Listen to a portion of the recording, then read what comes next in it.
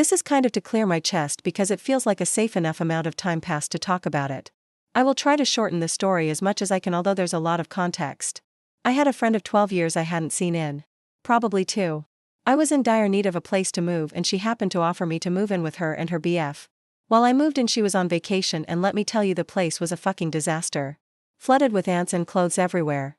Not to mention crusty plates.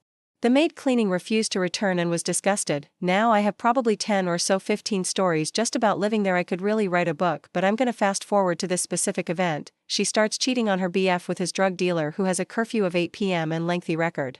Frequently I woke up to random men in my house. I woke up on a Wednesday at 1 p.m. She wasn't home the night before, so I thought she was still out. I walked out of my room in shorts and a shirt with no bra because, well, who sleeps with one? Swiftly.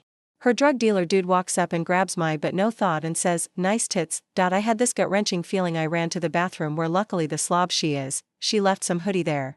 I put it on and walk out. It's him or his. Apparent one-letter name, T, her and one other tatted up dude. They go, "Finally, we've been waiting for you to wake up." This set off a red flag. On the dining table I saw booze, cough syrup, cocaine, Xanax and MDMA. Another red flag. They kept trying to coax me to party with them and I kept refusing and keeping my distance. They tried to guilt me into taking drugs by calling me a buzzkill, etc., but I wasn't falling for it. My own friend even tried to forcibly pour liquor down my throat. I retreated to my bedroom to send the message. She follows me in and says, "Have sex with me." I refused and thought it was weird AF. Offended she replies, "You're supposed to be my friend, just for a few minutes on couch in the living room, just so they can watch. I'll do everything."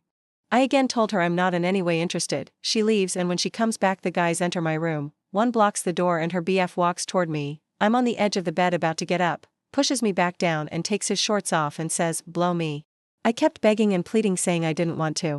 As I stood up again he pushed me down and tried to force my legs open and proceeded to try and rape me. I kept repeating I had to go to work and he would try to bribe me with money.